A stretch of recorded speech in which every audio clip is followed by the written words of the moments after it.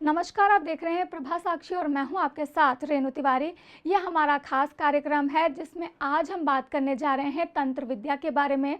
आखिर तंत्र विद्या की उत्पत्ति कैसे हुई और इसको कौन धारण कर सकता है, इसके बारे में हम तमाम जानकारी प्राप्त करेंगे कि कैसे ये तंत्र विद्या जो शिव शक्ति के संवाद का रूप था वो कैसे आज नकारात्मक रूप ले चुका है। इसी विषय पर हम बातचीत करेंगे। हमारे साथ होंगे प्रोफेसर युगल किशोर मिश्र जी, जो कि वेद विद्या, साहित्य और संस्कृत नाट्य शास्त्र के जानकार हैं। सर, बहुत बहुत स्वागत है आपका। नमस्कार जी। सर, मैं आपसे जानना चाहूंगी कि तंत्र विद्या की उत्पत्ति आखिर कहाँ से हुई है और ये वास्तव में क्या सनातन धर्म से जुड़ा हुआ है, और आज जो इसका नकारात्मक रूप है वो आखिर कैसे हो गया है। सर, आपका प्रश्न बहुत उचित है। तंत्र की उत्पत्ति हमारे शास्त्रों के हिसाब से भगवान शंकर और भगवती पार्वती के संवाद के रूप में हुई। भगवती पार्वती ने भगवान शंकर से कहा कि कलयुग में मनुष्यों की आयु बहुत कम रह जाएगी, मनुष्यों की मेधा शक्ति भी कम हो जाएगी, इसलिए आप हमारे जो मानव जाति है उसके कल्याण के लिए कोई ऐसा मार्ग बताएं जो कि कम समय में अधिक फल देने वाला हो। और भगवती पार्वती के इस जिज्ञासा के समाधान में भगवान शंकर ने तंत्र विद्या का उपदेश और रहस्य और उसकी साधना पद्धति को समझाया। जहाँ तक तंत्र की साधना पद्धति के बारे में समझने की बात है तो हमें 4-5 जो मुख्य बिंदु हैं उनको पहले जान लेना आवश्यक है। अंतरंग साधना में विधानों के लिए विशिष्ट अधिकारी की आवश्यकता होती है तथा उसके लिए अत्यंत विशिष्ट एवं सिद्ध गुरु का सानिध्य अपेक्षित होता है और यह गुप्त रखा जाता है। जी। दूसरी बात, जब हम तंत्र शब्द का प्रयोग करते हैं तो तंत्र और आगम ये दोनों ही एक तरह से एक ही बात को कहते हैं, या दूसरे शब्दों में कह लें कि पर्यायवाची हैं। तंत्र शब्द संस्कृत का है और इसका अर्थ होता है कि जो बड़े अर्थों को विस्तार करने के साथ ही आचरणशील व्यक्तियों का त्राण भी करता है, यानी रक्षा भी करता है, उसे तंत्र कहते हैं। इसी के लिए संस्कृत में एक श्लोक है, तनोति विपुलान अर्थान तंत्र मंत्र समन्वितान त्राणम च कुरुते यस्मात् तंत्र मित्य विधीयते। तंत्र का दूसरा नाम, जैसा मैंने पहले कहा, आगम भी है। आगम का भी शाब्दिक अर्थ वही है कि जिसके द्वारा मनुष्य अभ्युदय और निश्रेयस, निश्रेयस का मतलब होता है पारमार्थिक कल्याण यानी आध्यात्मिक कल्याण, और अभ्युदय का मतलब होता है भौतिक कल्याण। तो जिसके माध्यम से मनुष्य भौतिक कल्याण यानी अभ्युदय और आध्यात्मिक कल्याण यानी निश्रेयस के उपायों को जानता है, वो आगम कहलाता है। तो मतलब ये हुआ कि तंत्र और आगम दोनों एक ही बात की ओर संकेत करते हैं कि ये मानव मात्र के कल्याण के लिए है। अब जी, एक बात और जानने की है, वो ये कि तंत्र के प्रतिपाद्य या आगम के प्रतिपाद्य 7 बातें हैं। वो 7 बातें हैं, सृष्टिश्च प्रलयश्चैव देवतानां यथार्चनम साधनम चैव सर्वेषां पुरश्चरणमेव च षट्कर्म साधनम चैव ध्यान योगः चतुर्विधः सप्तभिः लक्षणैर्युक्तम आगमम तद विदुर्बुधा। यानी तंत्र या आगम के 7 विषय वस्तुएं हैं। पहला ये कि सृष्टि, ये सृष्टि जो है वो किस प्रकार सत्ता में आई, किस प्रकार बनी, ये भी तंत्र या आगम बतलाता है। फिर प्रलयश्चैव, इस सृष्टि का अंत में जब प्रलय होगा, संहार होगा, तो क्या होगा, ये बात भी तंत्र या आगम के ग्रंथ बतलाते हैं। उसके बाद देवतानाम यथार्चनम, देवताओं की तंत्र या आगम में किस प्रकार अर्चना की जाती है, इसकी विधि भी तंत्र और आगम के ग्रंथों में बतलाई जाती है। साधनम चैव सर्वेषाम, सर्व साधन यानी सभी सिद्धियों के प्राप्ति के उपाय, अणिमा महिमा गरिमा इत्यादि जो सिद्धियां हैं, उन सिद्धियों की प्राप्ति का उपाय भी तंत्र या आगम में बतलाया जाता है। जी, पुरश्चरण में वच, मारण मोहन उच्चाटन आदि जो क्रियाएं हैं, इन क्रियाओं की विधि भी तंत्र या आगम शास्त्र में बतलाई जाती है।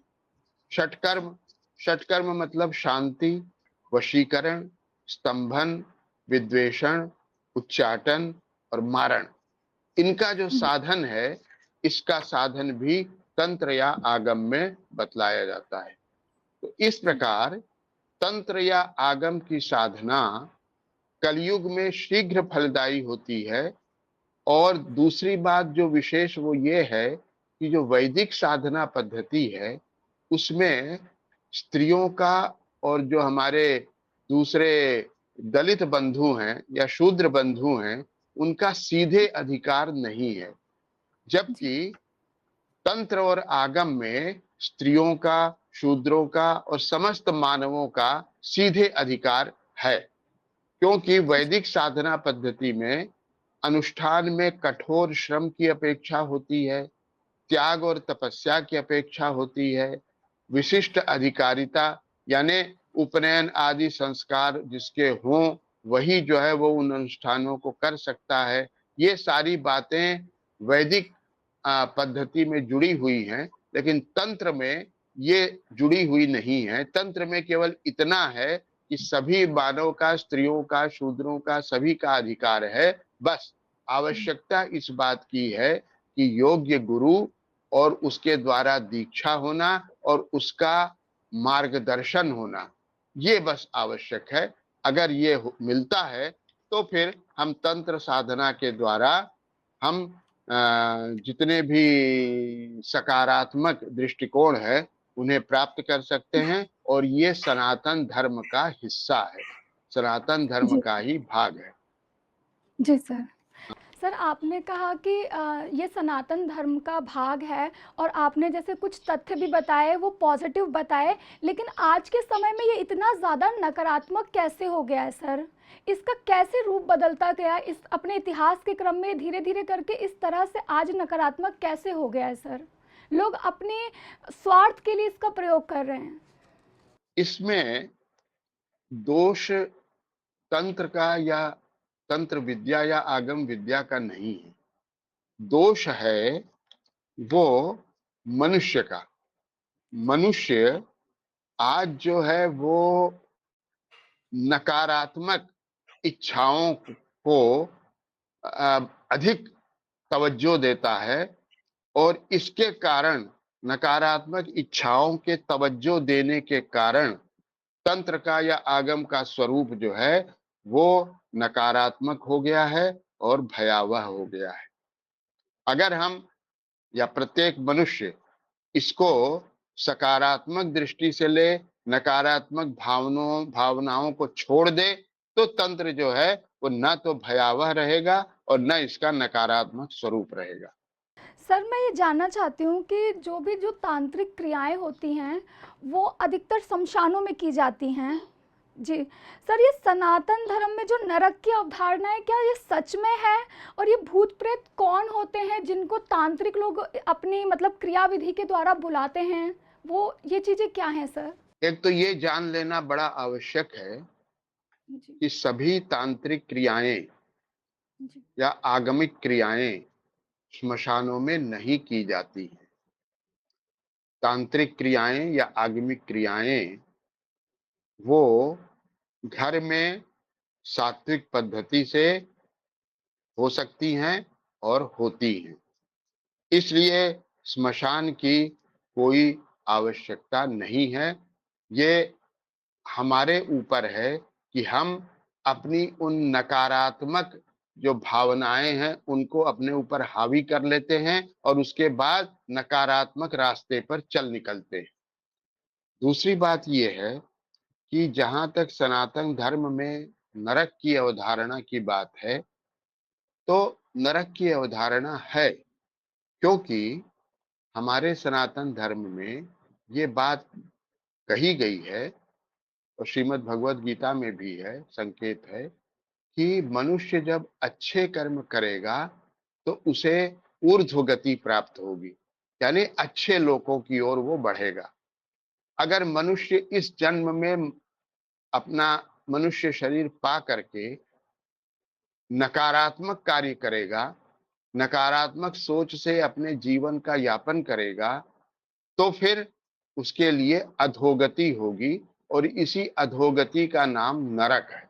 तो इसलिए नरक की अवधारणा हमारे शास्त्रों में है और इसलिए शास्त्र बार-बार चेतावनी देते हैं कि मनुष्य को अपने जीवन में सात्विक भावना को अपनाना चाहिए।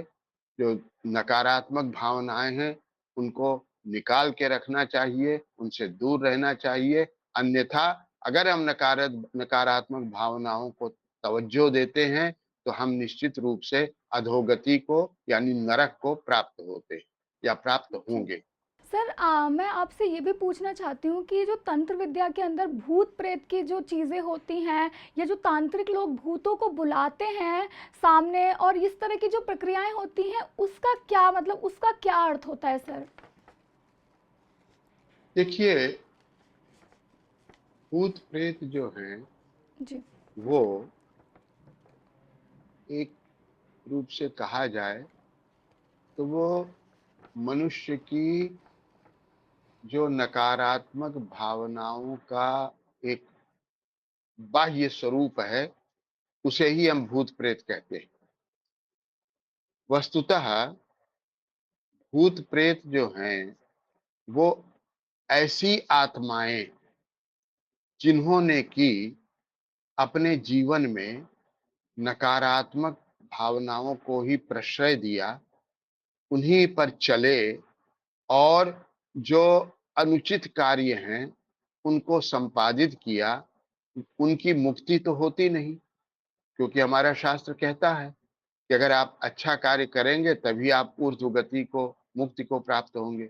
अगर आप इस जीवन में नकारात्मक भावनाएँ रखेंगे, नकारात्मक कार्य करेंगे, तो आपकी जो यह आत्मा है, वो भटकेगी और वो मुक्ति प्राप्त नहीं करेगी। तो एक तरह से मान लिया जाए कि ये जो भूत-प्रेत की अवधारणा है, ये उन्हीं नकारात्मक भावनाओं से जीवन यापन करने वाले मनुष्यों की अतृप्त आत्माएँ। जी। सर ये जो मतलब सामाजिक तौर पे कहा जाता है आकस्मिक निधन वगैरह हो जाता है, इस वजह से भी जो आत्माएँ होती हैं, तो क्या ये चीज़ें इसमें मतलब इन्वॉल्व हैं?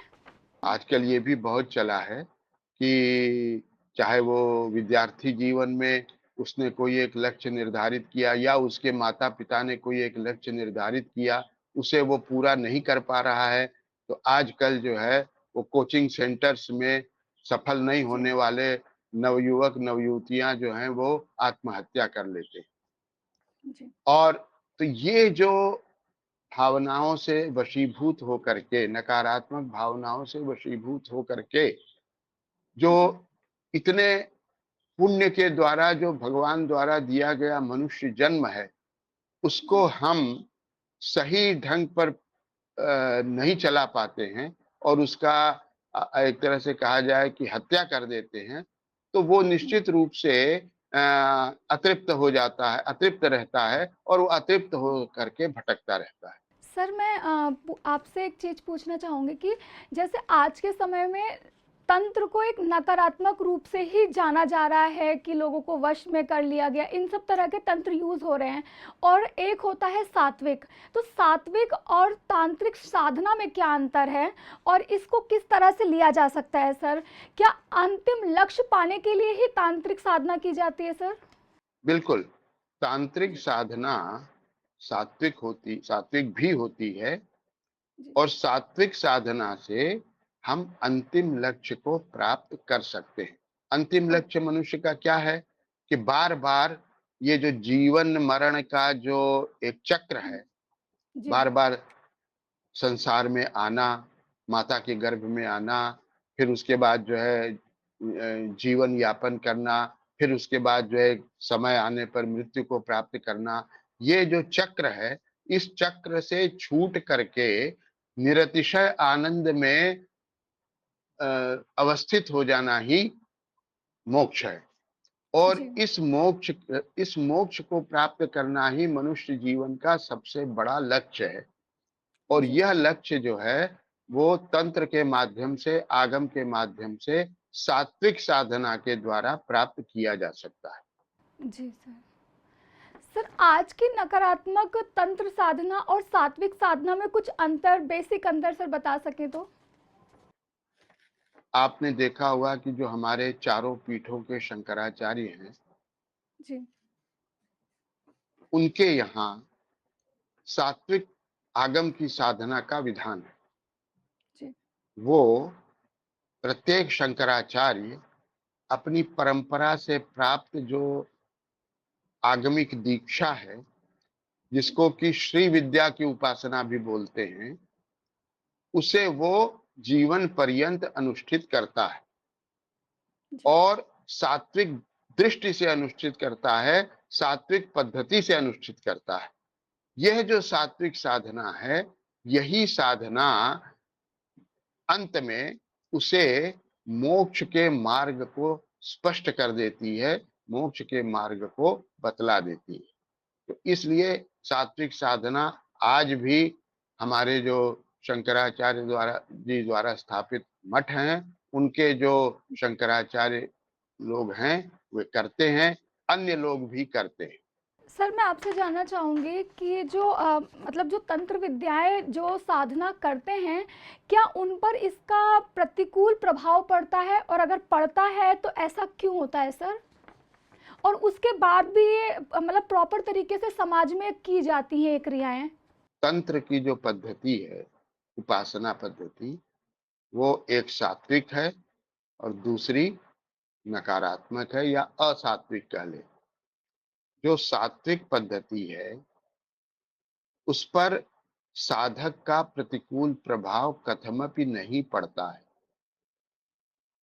ये निश्चित बात है। जो विकृत पद्धति है या जो नकारात्मक पद्धति कह लें, नकारात्मक भावना से ओतप्रोत जो पद्धति है, उसके उसका प्रभाव साधक पर कभी न कभी निश्चित रूप से पड़ता है और वो इस रूप में भी पड़ सकता है कि वह उस अंतिम चरम लक्ष्य मोक्ष को, मुक्ति को प्राप्त नहीं कर पाता, जो कि सबसे बड़ा दंड है। तो इसलिए ये मानना चाहिए कि सात्विक प्रभाव से की गई तांत्रिक या आगमिक साधना साधक पर कभी प्रतिकूल प्रभाव नहीं डालती। नहीं डालती। जी सर। सर क्या जैसे कोई भी नकारात्मक या तंत्र विद्या हम पर जब प्रभावित हमें करती है तो हम उसको कैसे पहचाने कि कोई भी ये तांत्रिक चीज़ हमारे ऊपर असर कर रही है और हम अपनी रक्षा इन चीज़ों से कैसे कर सकते हैं सर? सात्विक साधना का दुष्प्रभाव तो नहीं पड़ता है। जी, अब रह गई बात ये कि जो हम ये मानते हैं कि हमारे ऊपर एक नकारात्मक प्रयोग किया गया है, जी, तो ये एक तरह से वहम वहम है और वहम जी, एक मनोविकार है। और इस मनोविकार के कारण हम पूरे तंत्र विद्या को ये मान लें, ये नकारात्मक है, ये उचित नहीं है। जी, जैसे हम कोई रोग होता है, उसके लिए हम चिकित्सक डॉक्टर के पास जाते हैं। डॉक्टर जो है वो दवा लिखता है। अब वो दवा जो है, वो कभी-कभी रिएक्शन भी कर जाती है जी, और उसके कारण से शरीर में कुछ ऐसे सिम्पटम्स होने लगते हैं, जिससे कि मालूम पड़ता है कि ये दवा का रिएक्शन हो गया, जैसे एलर्जी हो जाना इत्यादि, इत्यादि। तो इसका मतलब हुआ कि जो हमको दवा दी गई, उसका नकारात्मक प्रभाव हमारे शरीर पर पड़ा। हम उस समस्या को लेकर के पुनः चिकित्सक के पास जाते हैं और कहते हैं कि डॉक्टर साहब, इस दवा के लेने से हमारे ये दुष्प्रभाव हुआ। डॉक्टर जो है वो तुरंत समझ जाता है कि हाँ, ये हमारे प्रकृति के थोड़ी-सी विपरीत पड़ी। हमें गलती हो गई, इसे नहीं देना चाहिए था, हमारे समझने में गलती हुई और डॉक्टर जो है तुरंत उसके निराकरण के लिए एक दूसरी दवा दे देता है और उससे फिर उसका शमन हो जाता है। ठीक यही बात हमारे तंत्र के प्रभाव के बारे में भी है। कहीं पर हमसे, इसलिए मैंने सबसे पहले कहा कि तांत्रिक साधना के लिए, तांत्रिक पद्धति के लिए योग्य गुरु की और योग्य गुरु के मार्गदर्शन की और उसके द्वारा दीक्षा की बहुत आवश्यकता है। अगर ये है, तो हम तुरंत योग्य गुरु के पास जा करके अपनी समस्या को बता सकते हैं और उसका निदान भी तुरंत प्राप्त कर सकते हैं। उसी प्रकार जिस प्रकार की चिकित्सक के पास जा करके हम औषधि द्वारा जो रिएक्शन हुआ है, उसका तुरंत हम जो है निदान प्राप्त कर सकते हैं। जी। सर मैं ये जानना चाहती हूँ कि आखिर ये जो तांत्रिक क्रियाएँ होती हैं, जो मतलब नेगेटिव वाली बता रही हूँ मैं, वो सबसे ज़्यादा किस तरह के मनुष्यों पर असर करती हैं और उन्हें अपनी रक्षा के लिए किस तरह से अपने आस-पास एक सुरक्षा कवच बनाकर रहना चाहिए सर? किसी भी दोष या प्रतिकूल प्रभाव को रोकने के लिए जो हमारे यहाँ पूजा पाठ का विधान बताया गया है कि हर मनुष्य को अपने जीवन में थोड़ा समय निकाल करके स्नान इत्यादि करके पवित्र अवस्था में कुछ जप करनी चाहिए।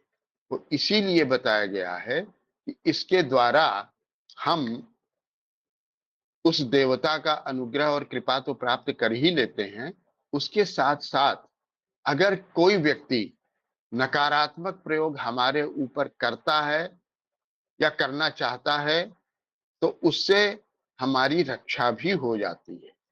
और इसीलिए आपने देखा होगा कि देवताओं के कवच स्तोत्र हैं। जैसे अभी नवरात्र गया, नवरात्र में दुर्गा सप्तशती पाठ प्रायः लोग करवाते हैं, करते हैं। तो नवरात्र के दुर्गा सप्तशती में भी कवच स्तोत्र है। तो कवच स्तोत्र जो है वो इसीलिए है कि कोई भी अगर दुष्प्रभाव करने की कोशिश करता है, तो उससे वो कवच स्तोत्र रक्षा कर देता है। तो इस तरह से देवी कवच भी है, नारायण कवच भी है, अन्य कई तरह के कवच हैं। हम इनके माध्यम से जो नकारात्मक प्रयोग हैं, अगर किसी के द्वारा हमारे द्वेष के कारण, हमसे द्वेष के कारण किया जाता है, अगर हम कवच पाठ करते हैं, तो उससे हमारी रक्षा रहेगी, वो हमारे ऊपर कारगर नहीं हो पाएगा। जी। सर एक मेरे दिल में एक क्वेश्चन आया है, मैं आपसे जस्ट पूछना चाहती हूँ कि आपने इन कवच की बात की। कई बार होता है कि कुछ लोग मासूम बच्चों को टारगेट करते हैं ऐसी चीज़ों के लिए। छोटे-छोटे बच्चों को हमने कई मस्जिदों में और कई सारे मंदिर में हमने कुछ मतलब अजीब सी क्रियाएं करते हुए देखा गया है, तो उन बच्चों की रक्षा कैसे की जा सकती है सर? ऐसे मासूम बच्चों की या भोले-भाले प्राणियों की रक्षा जी, हम कर सकते हैं और इसके लिए जो सात्विक हमारी तंत्र पद्धति है या आगम पद्धति है, उसमें भी प्रयोग बताए गए हैं। उन प्रयोगों के द्वारा हम जो है वो उन बच्चों में जैसे मंत्रों के द्वारा पूजा पाठ करके हम उन बच्चों में एक हाथ में या गले में धागा बांध देते हैं या कोई यंत्र बना के बांध देते हैं या आपने देखा होगा कि माताएं जब शिशु छोटा रहता है वो बोल भी नहीं पाता है और उसे कोई तकलीफ आती है तो माताएं जो हैं वो भगवान को चढ़ा करके उनसे मन्नत मांग करके और एक रक्षा सूत्र बांध देती हैं, काला डोरा बांध देती हैं, तो उससे उसकी मासूम की रक्षा हो जाती है और जी। होती है। सर, इन तमाम जानकारी के लिए आपका बहुत-बहुत धन्यवाद। अगले एपिसोड में फिर से मुलाकात होगी कुछ नए मुद्दों पर। बिल्कुल, आपका भी बहुत आभार। आपने जी, ऐसे ज्वलंत मुद्दों को लिया और जी, आपने जो एक संसार में भ्रम पैदा है, उसको आपने एक इस वार्तालाप के माध्यम से समाहित करने की चेष्टा की। हम पुनः ये कहना चाहेंगे कि जी, आप जो हमारी तांत्रिक साधना पद्धति है या आगमिक साधना पद्धति है, जी, इसे सात्विक भाव से करिए, जी, योग्य गुरु के निर्देशन में करिए, उनसे जी, उपदेश प्राप्त करके करिए, तो आपको कभी भी कष्ट नहीं होगा और जो लोग नकारात्मक साधना करते हैं, जी, वो ज़रूर कष्ट भोगते हैं और जो नकारात्मक प्रयोग दूसरे लोगों पर करते हैं, जी, उनसे भी इस सात्विक पद्धति के द्वारा रक्षा होगी और जी, उनका कल्याण होगा। धन्यवाद। जी सर। सर, धन्यवाद सर। अगर आप भी लेना चाहते हैं देश दुनिया की तमाम जानकारी तो आज ही सब्सक्राइब करें हमारे चैनल को। साथ ही नीचे दिए बेल आइकन को जरूर दबाएं ताकि हर अपडेट आप तक पहुंच सके।